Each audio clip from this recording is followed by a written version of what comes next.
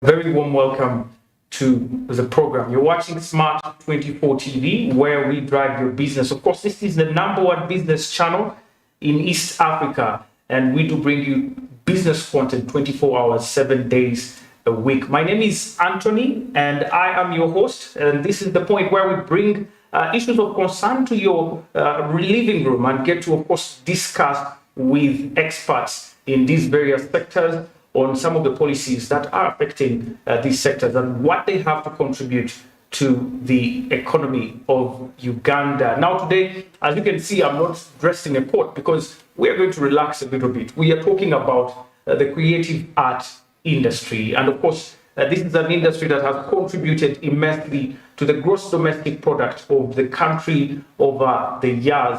But of course, the industry has been faced with a number of challenges, with many not even defining the boundaries of what creative art is in Uganda. And of course, definitely given the current situation, we are coming out of the COVID-19 pandemic and out of very hard financial times. Now, this being a key employer to very many young people, and as well as other people who have been in the sector for quite some time, it's quite important that we discuss what's happening in this sector here in Uganda.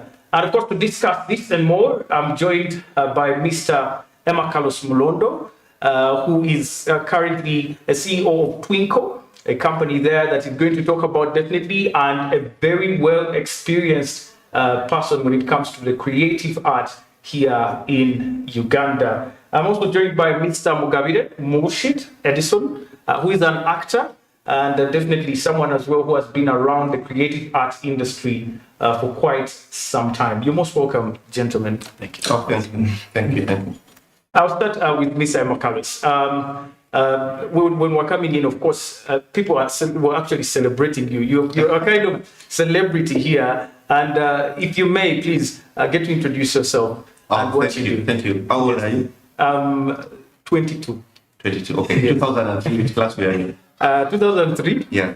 2003, I was not studying. Well, I graduated in 2003 and then went straight into I hold a bachelor in education. I went through entertainment industry, entertainment creative industry. Yes. Well, my name is Emmanuel Mulondo, Emma Carlos in the industry.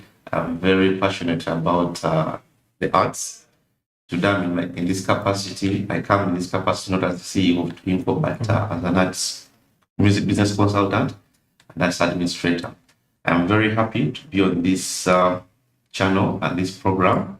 It's very the point. It's very assuring, and it gives me joy that TVs have started in their segments. I've started putting the aspect of creative arts. They used to take us as jokers and jokers back in the day, but men, globally, this sector is recognized. I'm happy to be here. Thank you. Wow, thank you so much. You're most welcome. Mr. Mugabire, you're most welcome. Tell us about yourself. Well, thank you so much. It's a pleasure being here. Of course, I was so pleased when you invited me here to talk about something I'm very passionate about, and I wouldn't take that lightly. Of course, just to add on my senior, what he has just said, it is so encouraging to see that you people are getting time to involve creative arts. Like he said, for so long, it has always been taken as a fallback kind of sector where when everything has failed, one runs into the arts. Yeah, so it is quite a pleasure to be here to discuss about the creative industry, and more so in what we regard the prime time. I mean, 7 p.m. is prime time. Yes. Everyone is probably seated somewhere watching TV. People are supposed to be watching news. So we do not take this for granted. Personally, I'm an actor, both stage, film, and the voice actor. I've been doing this for the past 7 years.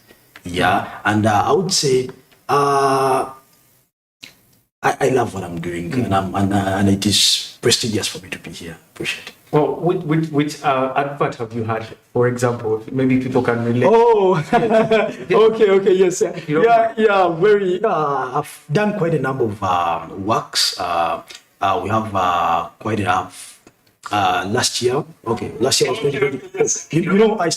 It still feels like last year is 2021. I feel like we're still in 2022. Yes. Yeah, I did my latest film I did is called Monica with Limit Production, and with that I grabbed a nomination in Nigeria. I was in Nigeria in 2021.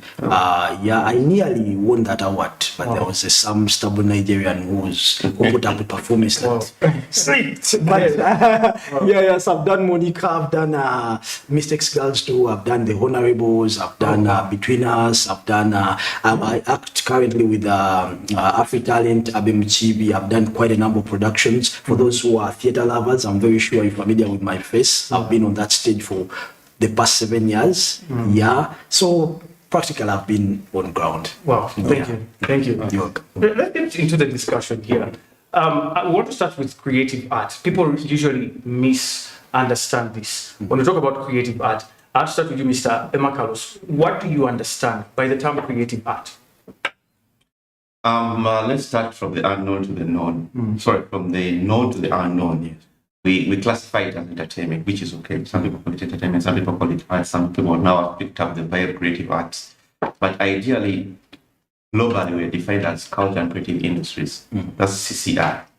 Those are industries where people use their ingenuity of the mind to create intellectual property in form of music, form of crafts, in form of songs. Anyone uses the ingenuity of their mind to create intellectual property. That's the problem.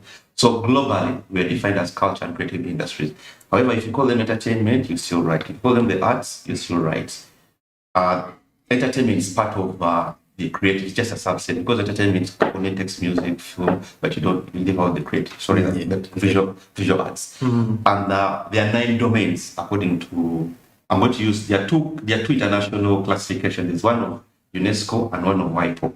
But through the last 3 years when we've been lobbying, we standardized ours depending on the ground here. But we used the 9, we used the 7 at the international, and then we added 3. So the classification of the 9 domains that make up the creative sector are music. Then under it, let's start with the domains, and then under each domain we shall put the disciplines. Let's start with music, performing arts, visual arts and crafts, film and video. Help me, film and video. Yes. There's national culture and national heritage. There's CMOs, performing arts, and then innovation and software. Now, if you come to music, which is the most popular here, and film, under music, we have musicians, we have songwriters, we have producers, we have DJs.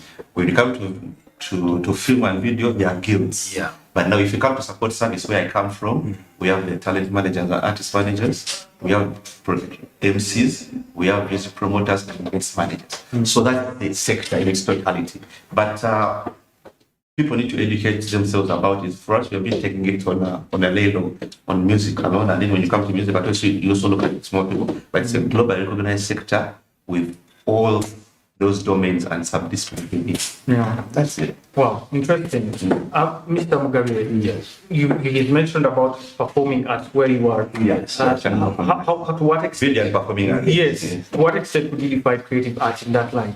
I think he has really broken it up very well. First, to emphasize on what he has said or pointed out in what he said, is in most cases, what we lack here is the way we restrict ourselves to what people are most familiar with, leaving out most of the most rich atmospheres of the creative industry.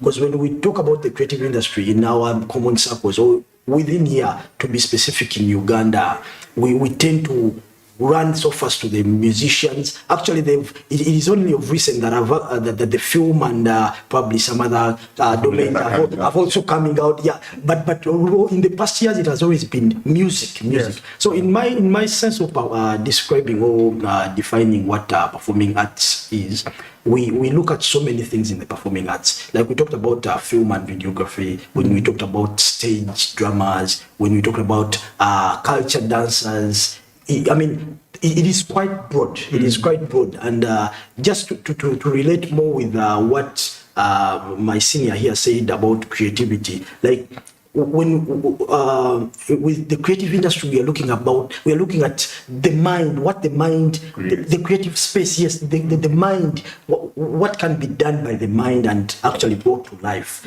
Like, it is not scripted anywhere. It is about, that is where he mentioned the domain of culture and heritage in that line. That we've seen so much creativity coming from cultures, originating from cultures. When you look at culture dances, when you look at certain kind of behaviors and music and all that, it has that culture line. So in broad, performing arts is quite broad in that, and I don't know if I've approached well your question in that. Yeah, definitely. Now, when you talk about, for example, this field, you say usually it's second option, and I agree with you. That has been the mindset. Look at your own personal experiences. You just mentioned you have a bachelor's in education, right? Yes. He has a diploma in pharmacy. Definitely, you are the first culprit of this one. But do you think it's a good thing for us to have this industry this open? In other words, so that it's not people who only went to school to study music, dance, and drama who can do drama on screen, or it's not only people who went to school to study maybe performing arts who can do actually acting on stage. Is it a good thing or a bad thing? Maybe we can start with that, Mr. Emakans. It's a good thing. You know, we always argued that entry points into the market of the arts is your talent.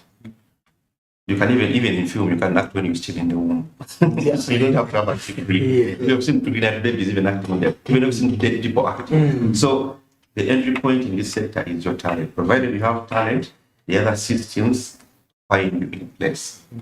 Take for instance, a fresh kid is very young. He doesn't have to go to school, but the team around him have to be professionals in terms of managers and everything. But the entry point into the sector is talent.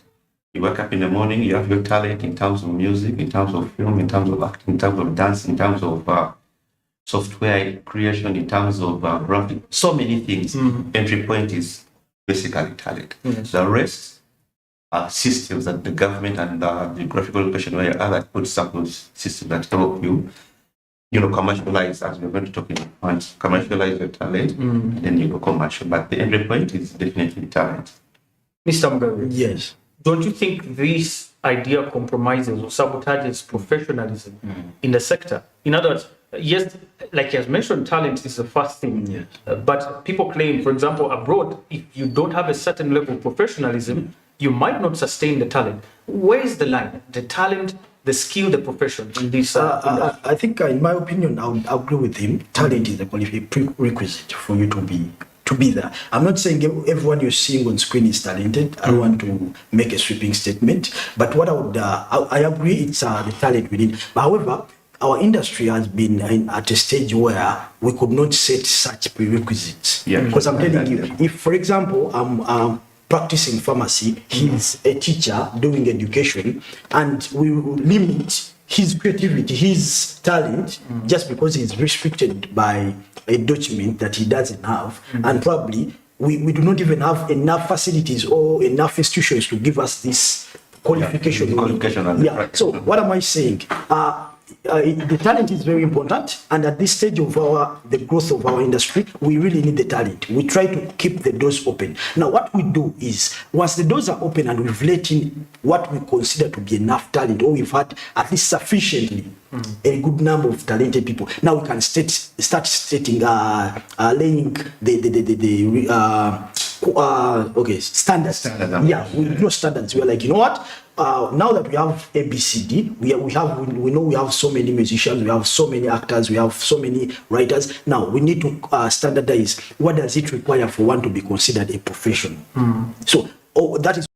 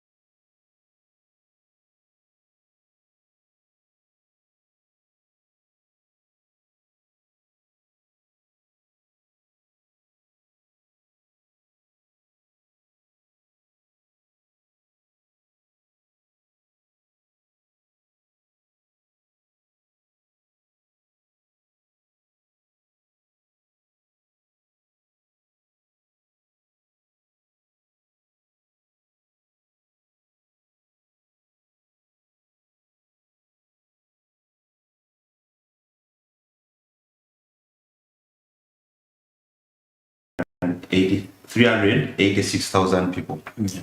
That's direct and indirect. Then our contribution to GDP, gross domestic product, is 0.03. That's according to Bank of Uganda 2015. Imagine 2015, the other is 2017. So that's our contribution to imagine, you know, this organization we're contributing. Yeah. The operation with the stakeholders organize this sector. We can even hit that.